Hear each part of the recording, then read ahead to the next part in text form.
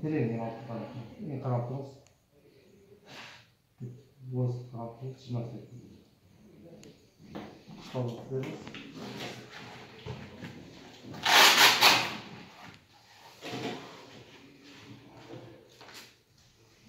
Экен Нурсоевич, аты жөнүм врач микрохирургмун.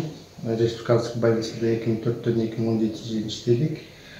Андан кийин врач хирург болуп, андан кийин Россияга кеткенбиз. 2017 жылдан бери Россияда иштейбиз, медцентр Мирометте, частный клиникада. Моундай акыбал кырдаал болуп, бизге дагы посольстводон активисттерден Москвадан түштү. Ушундай сунуш жардам бергенде Кыргызстанга, Бишкекке, Ошко региондорго өзүбүз ыктыярчы болуп келдик. Биз дагы бир айга посольство жөнөттү.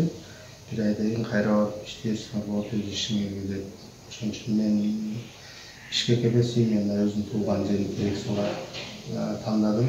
Ошол менен сүйлөшүп макулдугун алып бияка келдик. Биз жардам берип атабыз. Элибизге колдон келишинче. Москвадан дагы биздин Терексунун коому балдары кичине каражат чогултуп, дары-дармек алып берген. Бул жерде жок кымбат дарылардан ошолорду таратып уже бүтөйүн деп койдум. 1-2 күн дагы басып калды. Эми керектүүлүгүнө таратып атабыз. Дагы Кудай буюрса алып келишет. Ошонун күчү менен биз дагы жакшы жардам көрсөтүп атабыз. Ошол күнгө көп кайрылгандар. Кече күнү 52 адам болду. Бүгүн уже түшкө чейин эле 30 адам, бүгүнкү күнү 35 адам болчу. Ошолордун тяжелый состояниедегилер бир 4-5 күнүнө аларды жаткырабыз, компенсация кылабыз. Жагы дарыларды берип турабыз, кымбат дарылардан. Дагы эмне ошол өзүбүздүн демилгебиз менен келдик. Биздин дагы күндө интернеттен карап, биздин группалар бар, жүрөгү ооруп, ошол биздин да айылда ичинде врачтар албай калыптыр деп, ошон үчүн менин өзүм туулган жердин топурагын деп, ошон үчүн келдик. Өзүнүн алысын тандап алган себеби Бишкекте жетиштүү эле деп ойлойм. Врачтар көп эле Бишкекте, оорулар да көп. Анан кийин биринчиде айтышкан Бишкек барасың деп, анан кийин эптеп сүйлөшүп, посольство менен тиги активисттер менен сүйлөшүп, токтолго барайын деп протокол менен иштейбиз. Кийинисинде госпитализация требуется, госпитализация кылабыз. Если госпитализация не требуется, аны үйүнөн келип компенсация алып турганга мүмкүнчүлүктөр болсо компенсация алып турушат.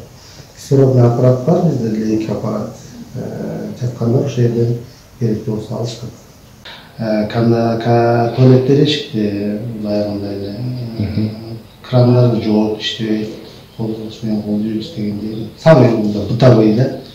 Башкаларын чукпай эле коем. Бирок ошол болсо да ошол эмени алып жүргөн медицина кызматкерлери рахмат, ушу таза кармап, краскалап, таза стерилизаторлор бар экен.